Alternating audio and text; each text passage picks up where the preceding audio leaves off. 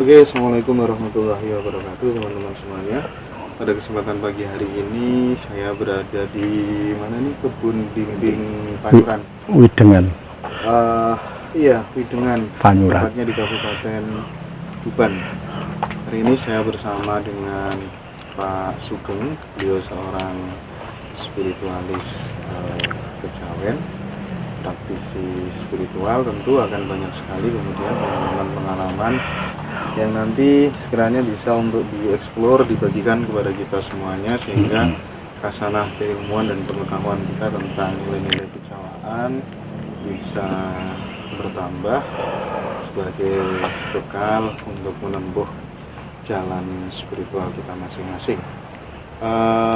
Pak Sugeng mungkin bisa memperkenalkan diri dan menyapa teman-teman, Pak Sugeng. Oke. Assalamualaikum warahmatullahi wabarakatuh. Waalaikumsalam. Rahayu Sagung Dumadi. Saya nama Sugeng Harjo Sasmito. Memang betul apa yang disampaikan bapak-bapak bahwa saya itu dulu pernah menggeluti ilmu kejawen sampai bertahap ilmu tasawuf. Jadi antara kejawen dan tasawuf sesungguhnya sangat sinkron. Karena ilmu tasawuf itu adalah ilmu hakikat yang berujung ke ilmu makrifat. Artinya mengenal Tuhan tidak dari kata orang lain, tapi dari dirinya sendiri. Sedangkan ilmu kejawen itu sendiri adalah ilmu sejati, ilmu yang asli digali dari ilmu ketuhanan, sehingga manusia akan mengerti rahasia hidup 3 jurusan. Ketika manusia tahu 1 rahasia jati diri, rahasia alam, maka manusia itu persasat akan mengerti ilmu ketuhanan. Jadi akan tahu dengan Tuhannya. Jadi Tuhan itu Allah Subhanahu wa ta'ala tidak bisa digambarkan seperti kata-kata, tapi hanya hakikat hati makrifat yang tahu. Ini kekuasaan Allah. Jadi hanya 3 kunci. Tahu rahasia jati diri, tahu rahasia alam, berarti mengetahui Tuhannya. Demikian yang bisa saya katakan, bahwa ilmu kejawen itu ilmu yang sangat mumpuni. Tetapi orang-orang kejawen, orang-orang Jawa itu banyak yang tidak yakin dan tidak percaya diri. Sesungguhnya ilmu Jawa itu ilmu yang top, ilmu yang pas, karena ilmu itu adalah ilmu sangkan paraning dumadi. Gitu. Oke, Pak Sugeng, penjabarannya sangat gamblang. Hanya saja mungkin orang berasumsi ketika kemudian mempelajari ajaran leluhur Jawa itu biasanya bertentangan dengan ajaran agama yang ada. Itu merespon itu bagaimana, Pak Sugeng? Sesungguhnya orang yang beranggapan seperti yang Kang Mas sampaikan itu tidak benar, alias kurang pas. Sesungguhnya agama Rasul sampai datang di tanah Jawa, manusia Indonesia itu sudah punya kaweruh tentang ilmu ketuhanan. Jadi sudah tahu wawarah becik dan benar, salah dan dosa. Sehingga kalau dianggap bahwa ilmu Jawa itu di bawah ilmu agama lain, itu perilaku atau pengertian yang sangat salah. Karena apa?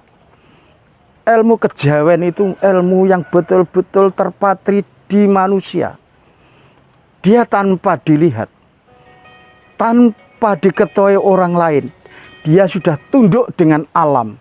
Artinya dengan tunduk dengan Tuhannya, termasuk kata-kata alif, lam, mim. Alam, alam, dan Tuhannya.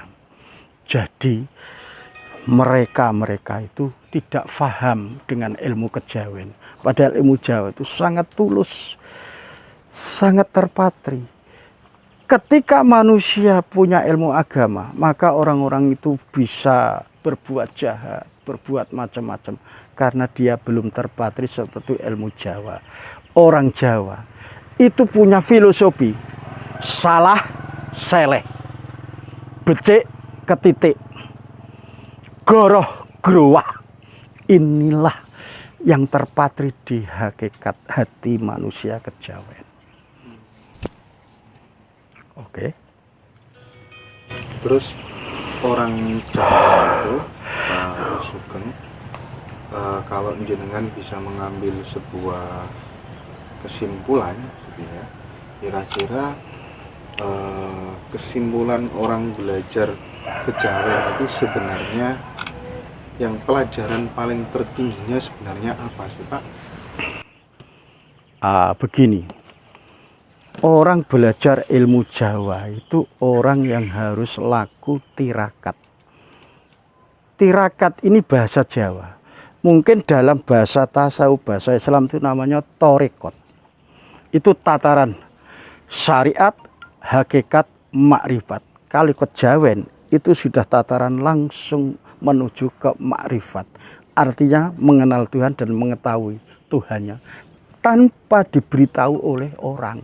Tapi hatinya yang sedang dekat dengan Allah. Makanya dia tindak tanduknya selalu diawasi oleh alam, oleh Tuhan. Jadi kalau belajar Jawa itu harus laku tirakat. Yang pertama adalah, yang paling tingkatan tinggi adalah muteh.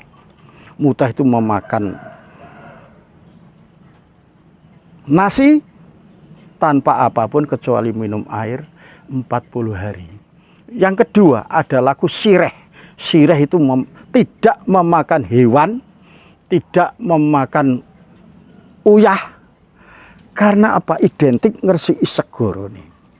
Jadi yang namanya kejawen itu sangat adiluhung. Jadi barang siapa pengen cerdas, pengen wasis, pengen waskito, kalau ilmu Jawa ini punya tuntunan yang signifikan, muteh dan sireh. Artinya tidak memakan hewan-hewani, tapi makan tumbuh-tumbuhan. Inilah astralnya hewan, itu adalah nafsu hewani. Karena manusia itu punya 3 sifat.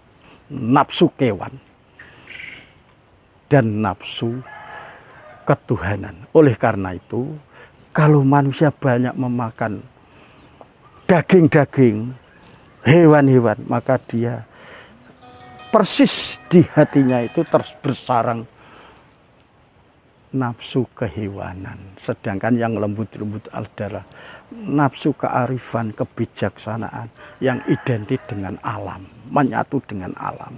Oleh karena itu, alam itu harus dijaga dan dilindungi, karena alam adalah pendukung umat manusia. Jika alam rusak, maka rusaklah perilaku manusia. Demikian. Kemudian ini Pak Sugeng, bisa nggak sebenarnya Tuhan itu versi kejawen diwujudkan melalui mata dohir? Oke, saya jawab. Tuhan adalah penguasa alam. Tuhan adalah yang meliputi alam jagat raya.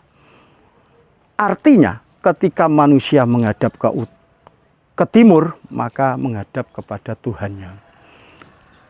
Menghadap ke selatan, menghadap ke Tuhannya. Menghadap ke barat, menghadap ke Tuhannya. Menghadap ke utara, juga menghadap Tuhan. Menghadap ke atas, menghadap ke Tuhan. Menghadap ke bawah, menghadap Tuhan. Jadi Tuhan tidak bisa diejawantahkan dilihat oleh manusia karena Tuhan Maha Besar. Dalam Islam dikatakan Allahu Akbar. Jadi manusia ketika semut di dalam bola, ketika semut itu ada di dalam bola misalnya, contoh, maka semut itu tidak akan tahu bagaimana bentuk bolanya karena semut mempunyai penglihatan di satu titik. Demikian manusia. Jadi Allahu Akbar itu, Tuhan itu mengemuli alam jagatnya, planet, bintang, dan sebagainya. Maka Tuhan tidak bisa digambarkan, dipandang oleh jasad mata. Ketika di dalam Islam, Nabi Musa ingin ketemu Tuhannya, maka meledaklah. Ini karena Tuhan Maha Besar. Tuhan yang menyelimuti alam jagat raya. Jadi manusia tidak akan lari dari dosa, tidak akan lari dari kesalahan. Sopo salah seleh. Kejawen sudah terpatri di hatinya. Wong salah kuwi seleh, wong goroh growah merugi. Demikian yang bisa saya sampaikan.